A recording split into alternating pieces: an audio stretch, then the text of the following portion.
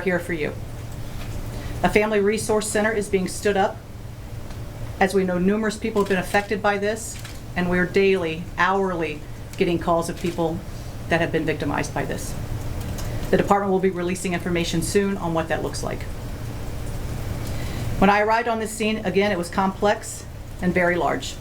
The work being done by the Austin Fire Department, the Travis County Emergency Medical Service, and APD was quite impressive.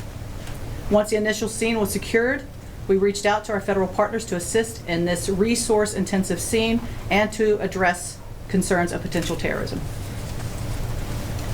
We are working in tandem with the FBI, conducting numerous interviews and gathering evidence. If you can imagine, we have over 150 witnesses to this event that we are working with the FBI. And we are also investigating an officer-involved shooting.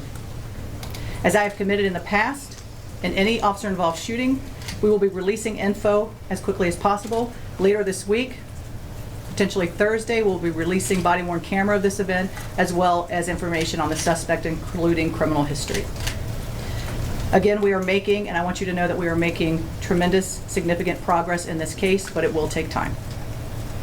In closing, I want to take a minute, as the mayor, echo the mayor, and talk about just the fantastic work that the Austin Police Department with the Travis County Emergency Medical Services did here. Multiple lives were saved. You know, in Texas, we are fortunate to have the Advanced Law Enforcement Rapid Response Training Center, and that's the Alert Center through Texas State University. And that training, there is no doubt that in that coordinated response with EMS saved lives this night. Mayor, I'll turn it back to you. I also want to point out that we're joined today by our city manager, T.C. Broadnax, and council member who represents the downtown area, Zoe Kadri.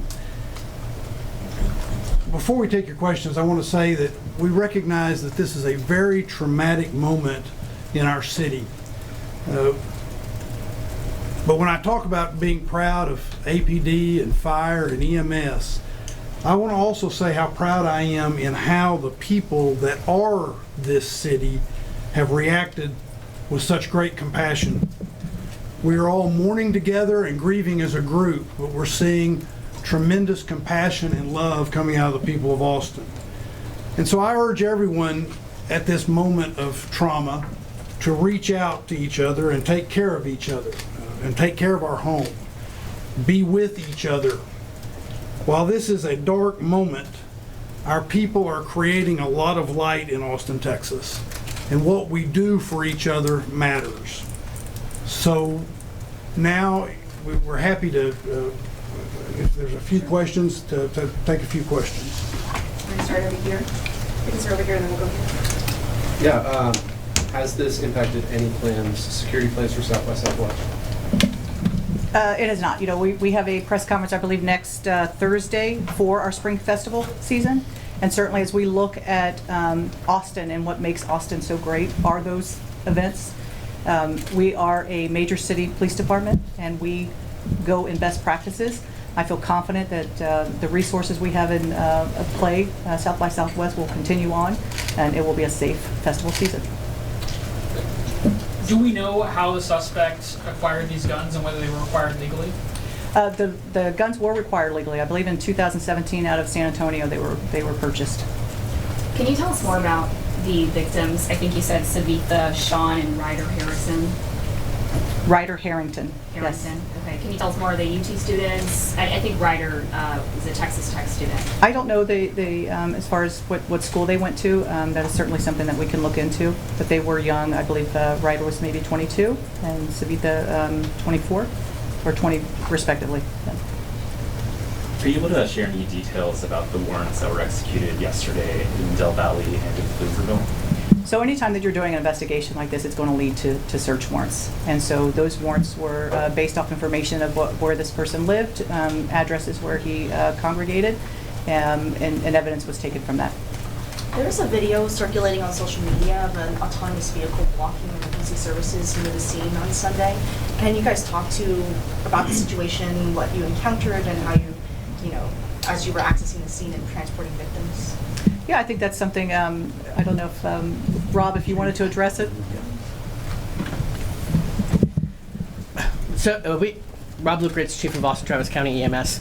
EMS, as well as our fellow public safety partners, work very closely with the autonomous vehicle vendors that operate here in the city of Austin. We had more than 20 assets, resources that responded to this event. As was said at an earlier press conference, we were on scene within 57 seconds.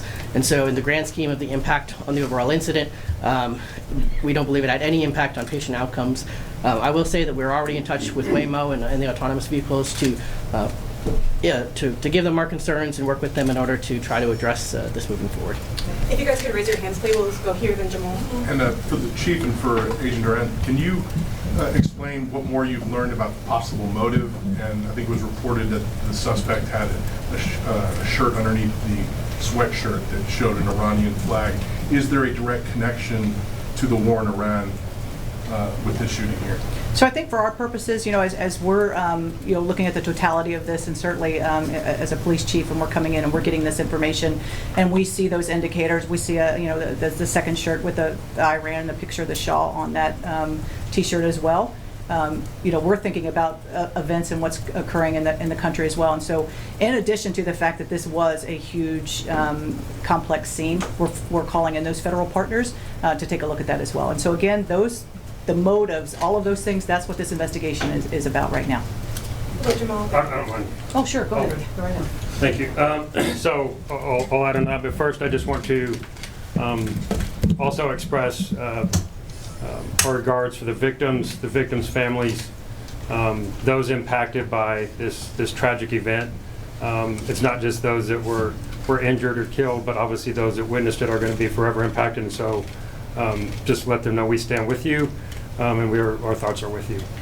With regards to the question, yes, we our ultimate goal in everything we do is to determine the motive, right? We're looking for connections that he possibly had, witnesses, as the chief had mentioned. We are pouring through thousands of hours of video. We have massive amounts of both digital and physical evidence. And this is a around-the-clock, 24-hour investigation at this point. And any declarations on what led to that motive would be premature, right? We want to make sure that we have our facts 100% correct, or as close to, or at least we've tracked down every possible lead that we can, because that's what we owe to the victims, right? That's what you guys want answers for, but more importantly, we owe that to the victims and their families to be right. So we don't want to speculate or make any guesses at this stage of the investigation as to what that motive ultimately was. Go, Jamal. To maybe piggyback off of that, are you all looking into anyone else maybe connected with the suspect at this time that you know of, or is there anything else about the suspect you can share? Chief. Again, we will have some criminal history, some background, that type of thing on Thursday when we address the officer-involved shooting. But as far as anyone else, that's all part of what that investigation is currently. Given some of his interactions with your agency previously, some of the social media posts attributed to him, had your agency or any agency identified him as a potential concern or a threat before this? We have not at the Austin Police Department, no. No, he was not previously on our radar.